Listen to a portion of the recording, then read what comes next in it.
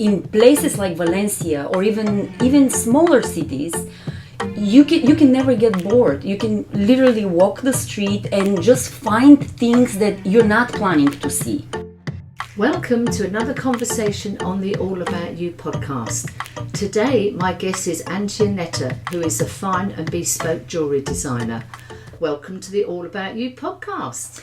Thank you so much. Thank you for having me here. It's a real pleasure. I have been watching your videos on YouTube of your jewellery designs and the story of your jewellery career, and the videos you're now making about living in Valencia, our city. Mm-hmm. So, welcome to Valencia. Thank you. So, Antoanetta, let's start at the very beginning. So, you were born in Bulgaria. Correct, in Sofia. So, were you good at art at school? Was that one of your top subjects? Yes, I actually started with theater and drama, so performing arts. This was my original career, so to say. And then I transitioned into applied arts and more of a life drawing and fine art and then art history. That's how it rolled. So you are naturally good at art. Yes, I was fascinated by it, for sure. Because I think anybody who can draw, paint, do sculpture, and it's an incredible gift to have something of a gift and Yes. a talent of doing arts. I actually think everyone has some sort of talent, and we just express in a different ways. So it doesn't matter if it's the canvas or if it's the stage or jewelry or sculpture. To me, it's all one. Everyone has something that they can find a way, an artistic way to express themselves. So we all have talents. Right, so I need to work on finding my artistic talent. So, Antoanetta, your grandfather was a blacksmith. Correct. Working with metals. Your father was also a jeweller. So you've got a history of working with metals in your family. Yes, correct. So what was your career plan then? So you discovered you have this talent for art and it was a passion. How did that translate into getting into making and designing your own jewellery? Yes, well, first it started more as a theoretical part. Like I was studying art history, so I was really interested more about conceptual art and how things evolve and how they change, and then being around my father, I was constantly seeing things being made. And later on, I just realized that it is really a miniature sculpture. It is art. It is something that I can possibly make. And when I arrived in the States, I decided to go to the Gemological Institute of America, which is one of the best schools there for jewelry and gemology. And I studied there, and it just got stronger and stronger urge to just evolve and learn more and expand and create my own pieces. Because looking at your website and looking at the YouTube videos, your jewellery is a mix of traditional pieces, for example, like engagement rings, eternity rings. And then you've also got some other jewellery that is just incredible. I mean, the imagination and the styles you have come up with. Where do you get your inspiration from? Oh, that's a very complicated question. I think everywhere. I can be reading a book that has nothing to do with anything visual in it, and I can be reading and just a concept sometimes emerge from anything, and sometimes it's purely traditional. I see in Spain, I'm crazy about the doors here. Everywhere I look at doors, I film the doors, and there's always something. It's either the texture or the metal work, and it's just amazing. So I get a lot of inspiration, of course, from the places I travel to, for sure. I think it's a very interesting point, you talking about the doors in Valencia. I always say to people, when you're in the city, look up. Yes. Because when you look up, you've got these beautiful sort of wrought iron balconies, these fantastic windows, the old-fashioned street lamps, you would miss an awful lot of incredible things. It's quite old-fashioned in a way, but I think it's absolutely beautiful. It stood the test of time. It's classic. You've got to look up in Valencia, as you say, the doors, door knockers, the balconies. Yes, yeah. It is incredible because people are going to see art when it's very they plan that, so they go to a museum, they go to the places that are being advertised, like they go to Paris or they go to Prado in Madrid. But in places like Valencia or even smaller cities, you can never get bored. You can literally walk the street and just find things that you're not planning to see. You can run into something that it's so different, and yet it has its place in history, and it's fascinating. It's really, really amazing. So your jewellery, as I said, is a mix of fine jewellery and bespoke pieces. So when somebody comes to you for an engagement ring, for example, do most people have an idea of what they want, and then maybe you look at their fingers and think, okay, with the shape of your fingers, I can imagine this shape or this style? All of it. I actually worked with many materials, and not only precious metals and stones. I worked with found objects. I created very big pieces for runways and magazines that are not for sale. They're fashion pieces. And then I worked with the finest materials. So my range it is really, really wide. And in regards to engagement rings or any bespoke jewelry, it works either way. People sometimes they have specific idea in mind, and sometimes they come with an old piece they want remade into something new, still keeping the memory, let's say using a stone from an old piece or even the metal because it has sentimental value to them. Or sometimes they just bought an amazing stone from somewhere, or they commission the full work from me and they let me just imagine and do my own thing. So back in 2020 you had 2 exhibitions in Madrid. Yes. The video is just amazing. It actually made me quite emotional because in the video you are at the opening night of the exhibition. Yes. And people are looking at your jewellery, and you can just see the expression on your face of looking your pieces in the exhibition case. Yes. I mean, that to you, I mean, you're grinning now. I was this was a big moment for me. First of all, this was a competition. This was an international competition for contemporary jewelry. And I submitted my designs, and I was selected out of many artists. And at first I was really not sure if they will accept me, because there were so many talented people, and I was truly honored to get into this group exhibition, and it was amazing. But then they sent me a second email that they're selecting only 4 people out of this group exhibition to have their individual exhibitions in different parts in Madrid, because this was during Design Week in Madrid. And so I exhibited my pieces together with other artists, and then in the Contemporary Art Museum, my solo exhibition, and it was fantastic. It was a great honor.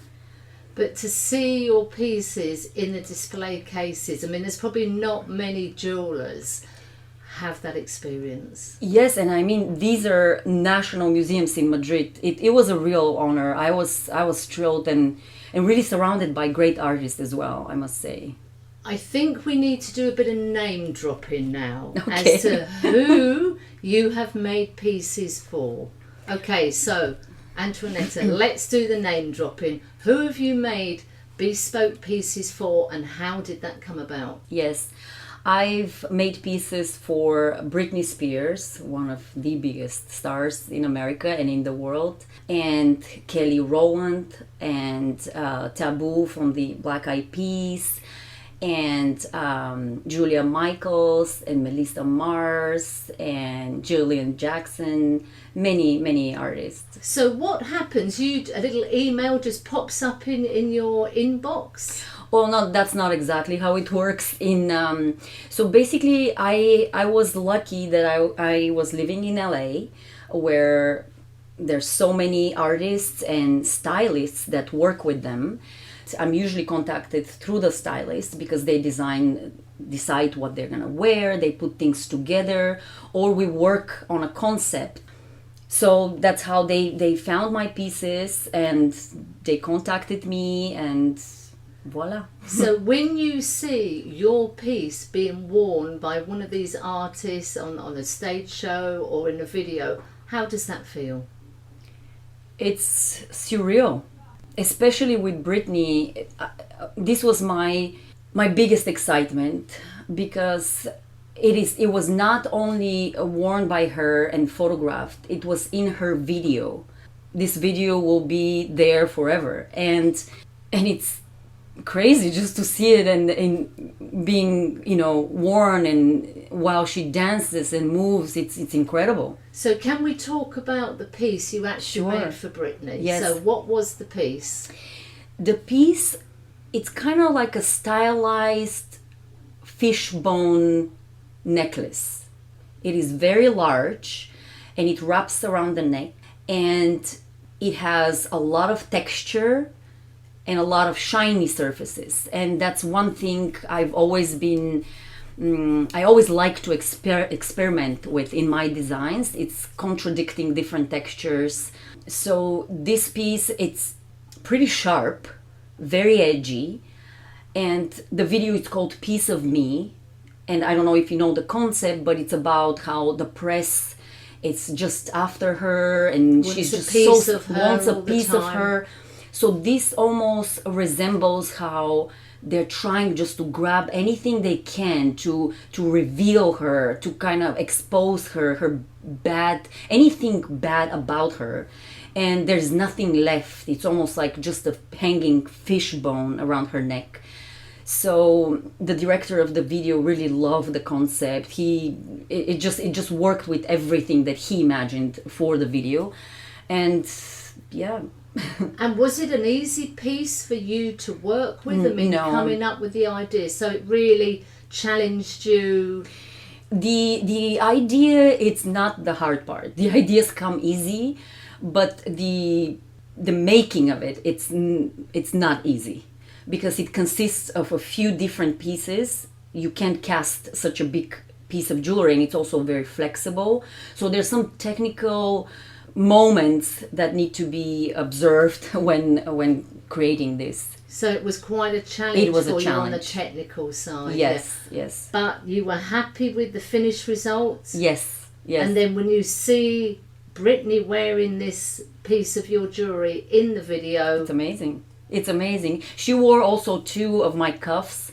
It's very fast, but you can see them, yes. wow. So there were a total of 3 pieces in the video with her. So, okay, we talked about the name dropping and we've talked about your jewellery.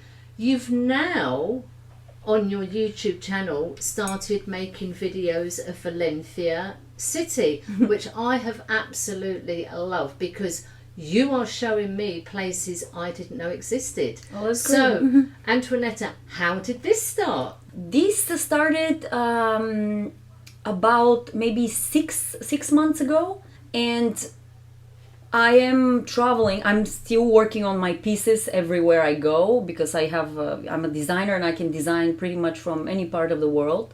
My pieces are still being made in Los Angeles, and I just said to myself, I love to travel, and why not share this with the world? And I started filming my videos. It is a challenge because I'm learning everything, but it's quite enjoyable. I really like it. Yes. I mean, the one I was looking at the other day is you went to one of like a local bar and you just had, you know, the typical breakfast with the coffee, the juice Yes. and the toast. Yes. I mean, that's great. How does it work? Do you go into a bar and say, hi, you know, I'd like to have breakfast, but would you mind if I made a YouTube video? Is that what happens? Well, normally people are okay with just discreetly filming. I'm never just right in their face. I'm respectful to others, of course. And just no, I just film, and if anyone says that they don't want to be in the video or please stop filming, I respect that, and I would always interrupt the video and I can edit that. But usually I don't have any problems. I'm filming myself mostly. So I'd like to think we're coming out of a pandemic, and we have normally in Valencia we have the Fallas Spring Festival in March. Because that has been cancelled, we had sort of a mini one here in September, and you did a video of Fallas. Yes. What did you think of Fallas? Was this your first one in Valencia City, or had you seen a normal Fallas in previous years? No, it was my first one, and actually in 2020 we were living in Rusafa, close to the market, and as far as I know, it is probably the loudest and busiest area for that in a normal under the normal circumstances it is.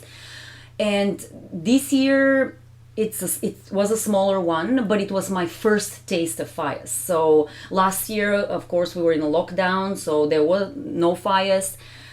This was my first one. It was interesting to see. I think it's very fascinating. The artworks, these Fallas are incredible. Of course, I look at it from an artist perspective and what it takes and the time and the effort, and just I'm even surprised how the city is organizing everything and cleaning after the whole fiesta. It is really, really interesting, but I don't know when the big ones happen. I don't know if I'll be able to stay. I just don't enjoy the crazy fireworks if that goes on for a week, every day, all day. And I have a little dog also that is getting very paranoid about the noise, but it's for sure very interesting to see. I mean, for people that don't know about Fallas, this is our Valencia, this is our main celebration, and it's from the 15th to 19th of March.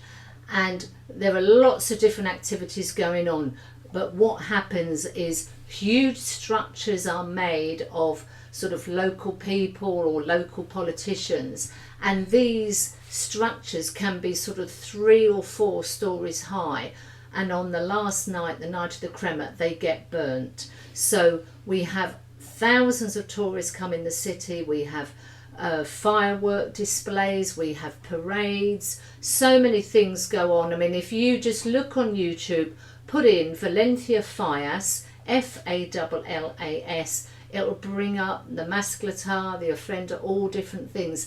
And I just think for somebody who really has never sort of seen a traditional full-blown Fallas, even the sort of the mini one we had is pretty spectacular. It is insane. And another thing that really got my attention, it's how close people are during this time. And Spanish in general, we know they're very warm people, but during their festivities you can really see how they come together, they eat, they work on the costumes, on the Fallas, on just getting things done so they can bring the best they can, and they have their little competitions. And it is, on one side it's sad when they burn the Fallas, but on another hand the symbolism behind it, it's brilliant, because you know you're getting rid of the old and welcoming the new.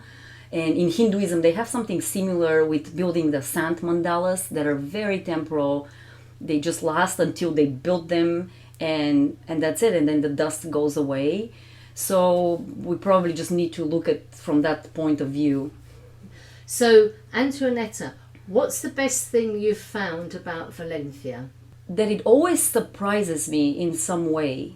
And it is a big small city. It has the charm of a small city, but it's larger, and I like experiencing everything every day. And maybe that's the most fascinating, that there's always a moment or something to surprise you. Yeah. Here. I mean, I think your progression from your YouTube channel, starting with the jewellery, which I think was going about 4 years, and then the last 6 months you've gone on to Valencia as well.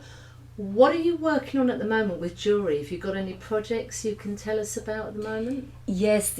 I actually expanded and added 2 more pieces to my Siberia black line, the same line that I was in Madrid with at the exhibition, and I added 2 more pieces that were selected for another show in China, in Beijing. And I was going to go there, but and I've never been to Asia, so I was super excited about that. But they have crazy restrictions, so they were not letting any tourists to come there. Even with the letter through the gallery, they wouldn't let me go there.